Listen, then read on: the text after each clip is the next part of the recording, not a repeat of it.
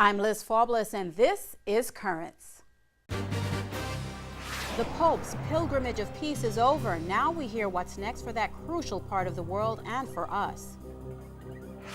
And what's next for our diocese? We'll hear all about the fifth phase of Christ Jesus our hope. One of the challenges we face is how do we care for aging buildings while at the same time we care for the people that are in those buildings. Also, we'll be there at the Great Irish Fair, raising funds for Brooklyn's Catholic schools. It's time for us to take hold of who we are and, you know what, pat ourselves on the back. We've done good. And why not have a great day and listen to some great Irish music and have fun?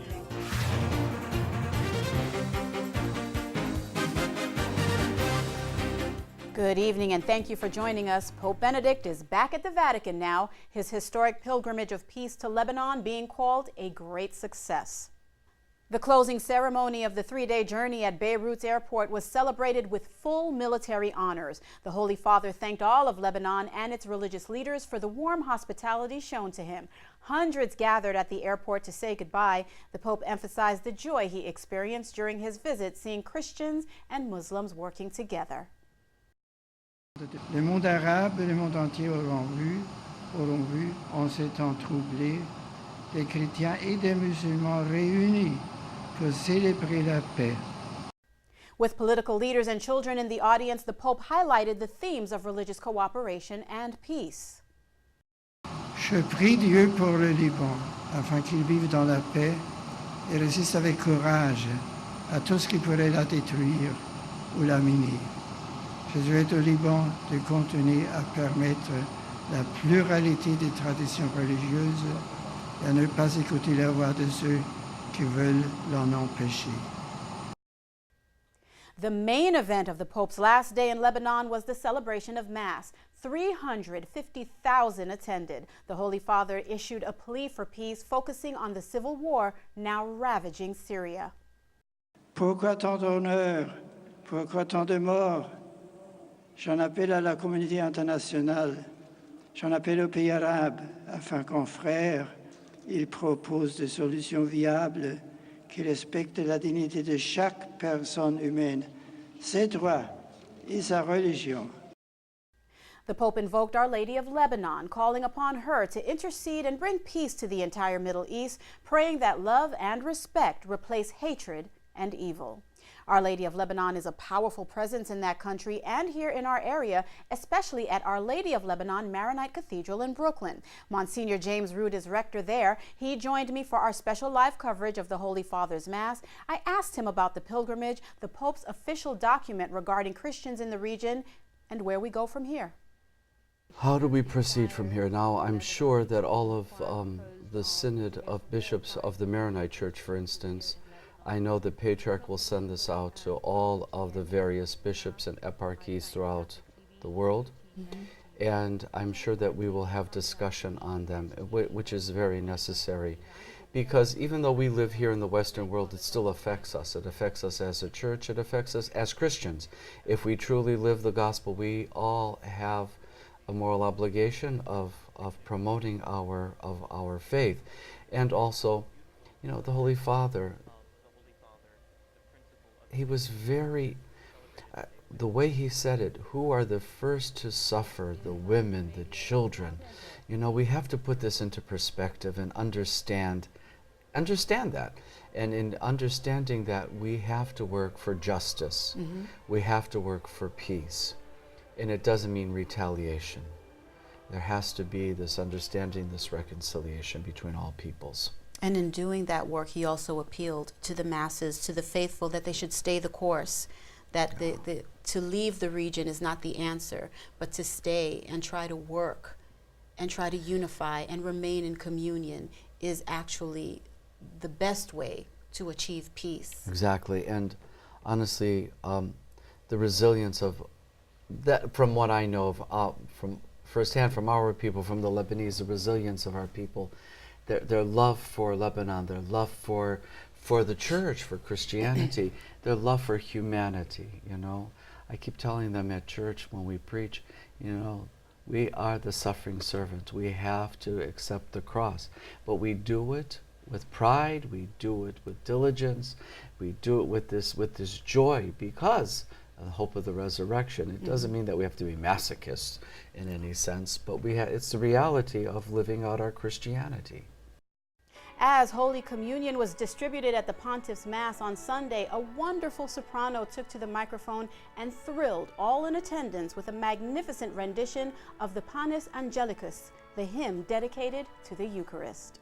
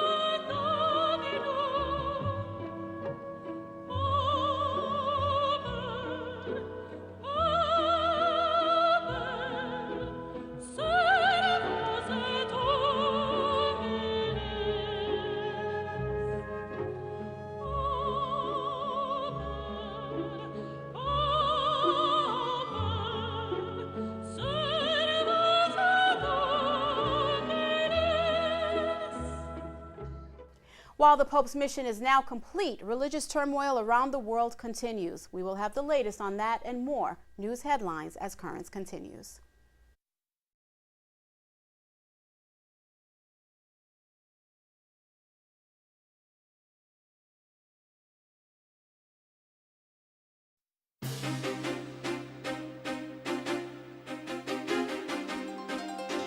Welcome back to Currents. I'm Liz Faublas. A large Catholic church in the African nation of Niger was ransacked, and several church leaders are in protective custody after rioting in the country's second largest city.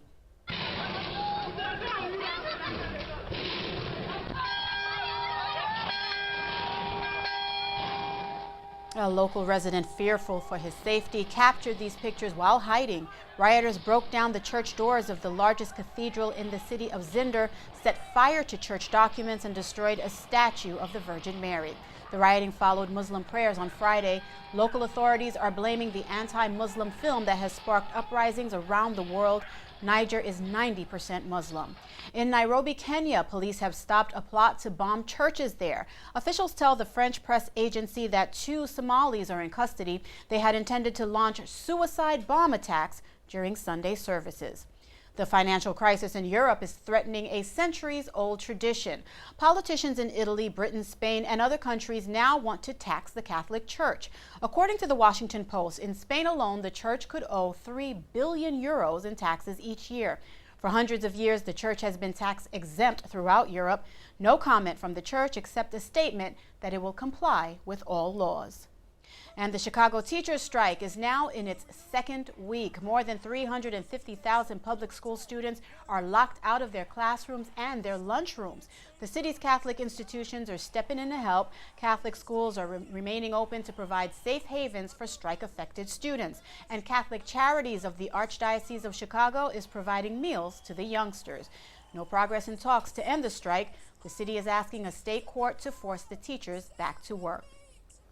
Well, it's the end of an era in one American diocese. Pope Benedict has named a new leader of the Diocese of Lincoln, Nebraska. Denver Auxiliary Bishop James Douglas Conley will replace Bishop Fabian Bruskowitz, who submitted his resignation to the Holy Father 2 years ago after reaching the mandatory retirement age of 75. During his 20 years as Bishop of Lincoln, Bruskowitz oversaw the opening of 4 parishes, 2 seminaries, an affordable housing development, a camp, and a home for abused women. Bishop Conley is a convert to Catholicism. He was ordained an auxiliary for the Archdiocese of Denver in 2008. He served as an apostolic administrator of the Denver Archdiocese for almost a year until a new Archbishop of Denver was installed in July of this year. Well, a judge in Rhode Island has thrown out a lawsuit seeking to stop a $60 million gift to the Legion of Christ. A 96-year-old widow who died in 2008 left the money to the Legion. The woman's niece bought the lawsuit to prevent the gift from going forward. The judge ruled the niece had no standing to bring the case and tossed it, but he also found that the Legion had exerted undue pressure on the elderly widow. Pope Benedict took control of the Legion in 2010 after a sexual scandal involving the organization's founder was exposed. Another court of law will be the scene for the next development in the case known as Vatileaks.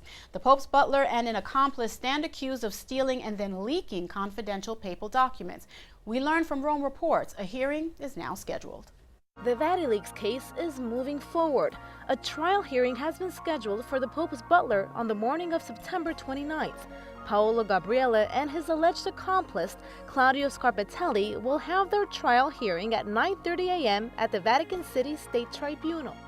The Pope's former butler is accused of aggravated theft. If found guilty, he could face up to 6 years in prison. The alleged accomplice, who worked as a computer technician at the Vatican Secretariat of State, is also accused of playing a role in the leak of confidential documents. This tribunal includes 3 judges, all of whom are secular. Their profile is usually that of Italian experts in law who are also university professors. At this point, it seems that no cameras will be allowed inside the courtroom, but journalists will be granted access. Meantime, preparations are underway for World Youth Day 2013 to be held in Rio. Now, the official anthem is being released. It's titled Hope of Dawn. The song is written by priest and composer Jose Candido. Although the words are in Portuguese, the music video of the anthem is filled with joy, and we thought you'd enjoy a sample.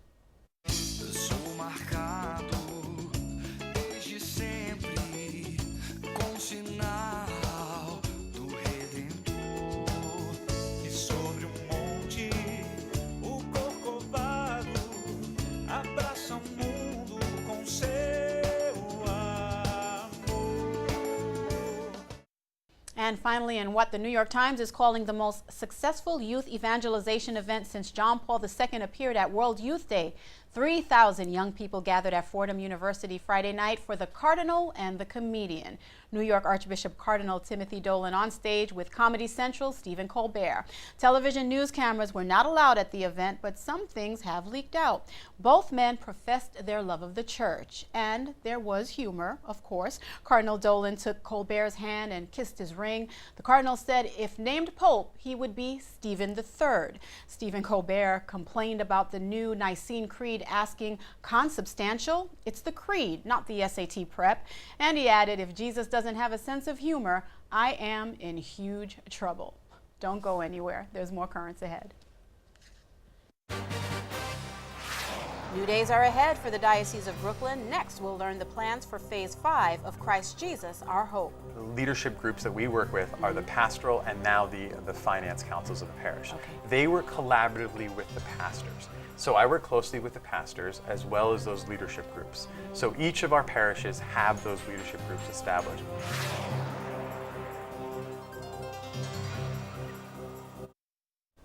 Welcome back. I'm Liz Faublas. The Diocese of Brooklyn is a vibrant, growing, and changing diocese. To best meet the future and the needs of our people and our churches, the diocese has undertaken a process known as Christ Jesus, Our Hope. To learn what's underway, I talked with Bob Chouanier, the man charged with helping to plan our future. Bob, you're the director for the Office of Pastoral Planning. Can you talk to us a little bit about what that role is and what the responsibilities of that office is in the church? Sure. I began in 2005 with the diocese. I came in then as the associate director under Monsignor Neil Mahoney of happy memory. My job initially was to work with Monsignor Mahoney to develop parish pastoral councils. So part of my role is about leadership development, helping to develop the laity, to work collaboratively with the clergy around developing the mission of the parish. So we had the leadership groups that we developed, and then eventually we instituted a planning process. So each of those leadership groups were then responsible for looking at all areas of parish life, the mission of the church, why we exist, and then identifying ways and goals, like any sort of planning process, on how we can improve or improve our mission planning. you know, Okay. how we can grow as a parish. And you talk a lot about incorporating pastoral and temporal and spiritual planning. Is that all part and parcel of what you're telling us now? Just kind of being a conduit to bringing all that together and then expanding that throughout the mission of the church? Right, exactly. Initially, pastoral planning, we really focused on the spiritual or pastoral mission of the church. You know, how do we care for our people? How do we increase the numbers in church? How do we create vibrant parishes? How do we do better service to the community?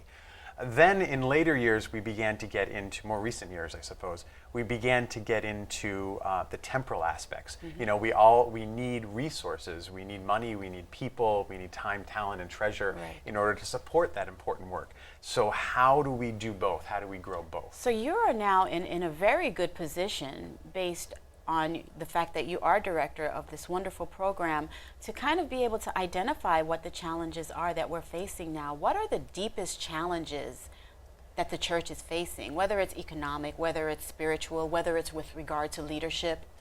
Yeah, there's many challenges that the church faces. Some are very particular to our diocese and some are just spread across the country.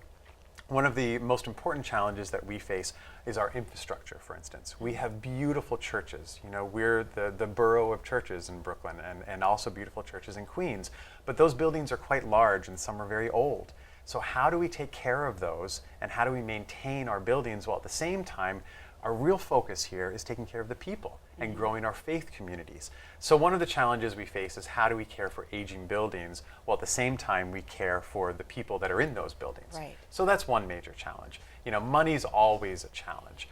But part of it too, at the same time, is how do we continue to encourage people to be active in parish life.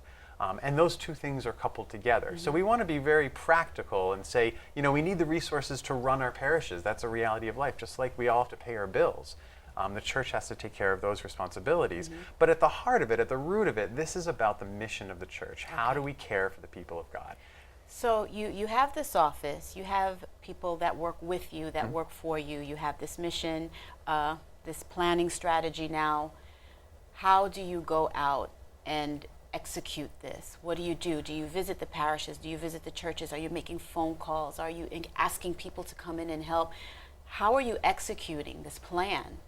Well, the primary leadership groups that we work with are the pastoral and now the finance councils of the parish. Okay. They work collaboratively with the pastors. So I work closely with the pastors as well as those leadership groups. So each of our parishes have those leadership groups established, and that's who I work with. I'm there to support them, to encourage them, and to offer them very practical processes like the Christ Jesus Our Hope and the pastoral planning process. And let's talk a lot about that in the time that we have left. Sure.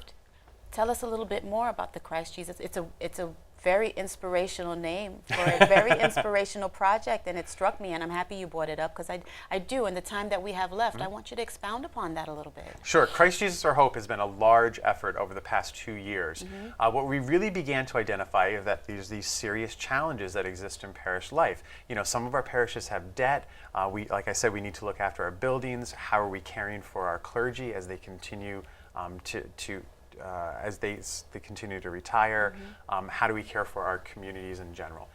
Christ Jesus Our Hope came in to really look very seriously at all of those challenges that we face and to encourage parishes to look specifically at them and create plans on how they're going to almost do a turnaround of some of those challenges. Okay. What we've noticed is that some of the parishes were just continuing to decline in terms of their resources, their finances, their numbers, their vibrancy, their participation.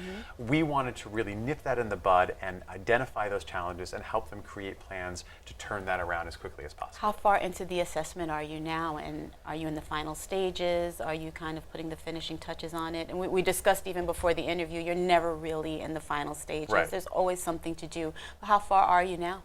We're pretty far. We've gone through 4 phases, meaning that we had 4 groups of parishes that went through, beginning with the parishes that were most in need, those parishes where we really had to address some critical issues.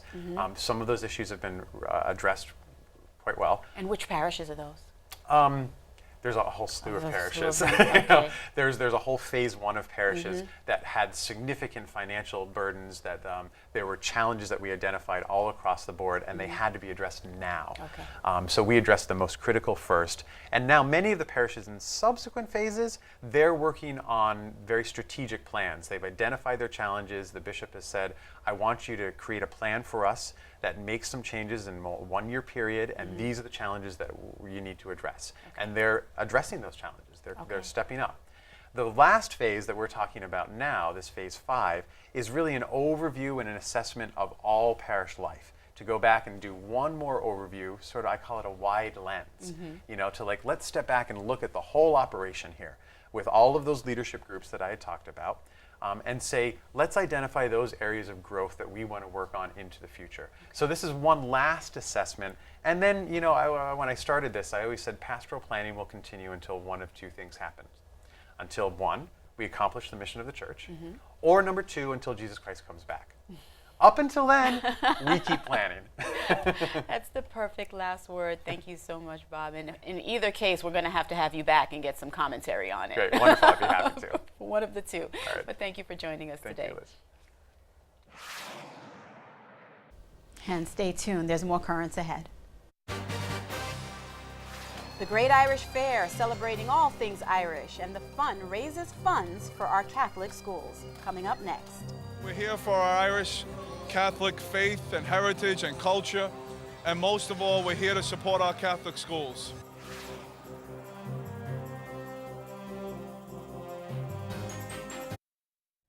Welcome back. A great day for the Irish also turns out to be a great day for the Catholic school children of Brooklyn and Queens. The Great Irish Fair was held yesterday in Coney Island, and as we hear now, a great day was had by all.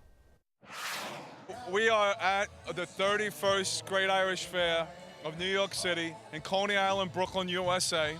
Beautiful, beautiful weather here in Coney Island. We expect thousands of people. We're here for our Irish Catholic faith and heritage and culture. And most of all, we're here to support our Catholic schools.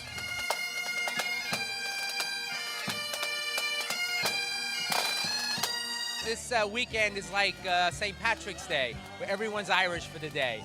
And everyone comes from all over to celebrate, to hear the music and just celebrate what it means to be Irish and what it means to be Catholic. The money that we raise over this weekend goes to support the Futures in Education Foundation, a foundation that provided over 6,000 scholarships to grammar school kids in Brooklyn and Queens just last year alone. So we're honored to be a part of that group and support them, and most of all, bring attention and awareness to the great need for our Catholic schools and the scholarships.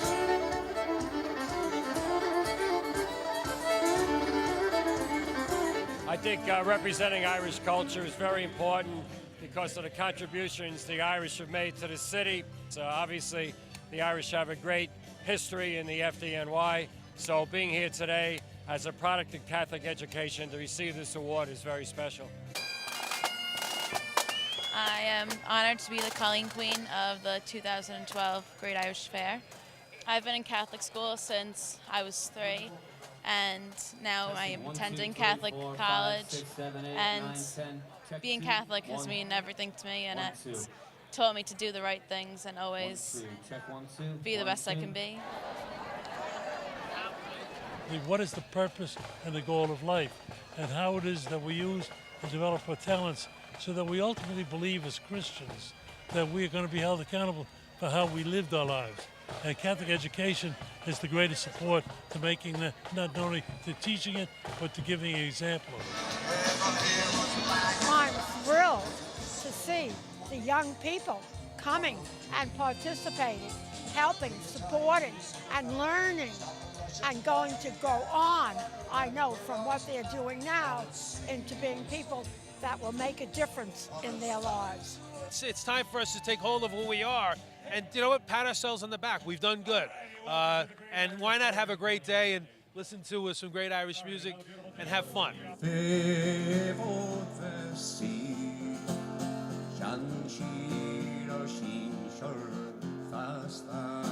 I hope everyone is inspired to just do a little to give back. Riches is not about what you earn, but it's about what you give. So I think we should live the words of St. Francis and understand it is in giving that we receive.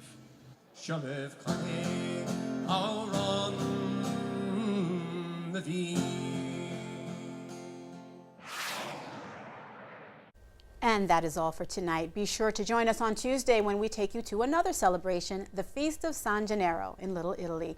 Until then, visit us online at currentsny.net. For all of us here at Currents, I'm Liz Fablis. We leave you tonight with the Panis Angelicus from yesterday's Papal Mass in Beirut. Thank you for watching and have a good night.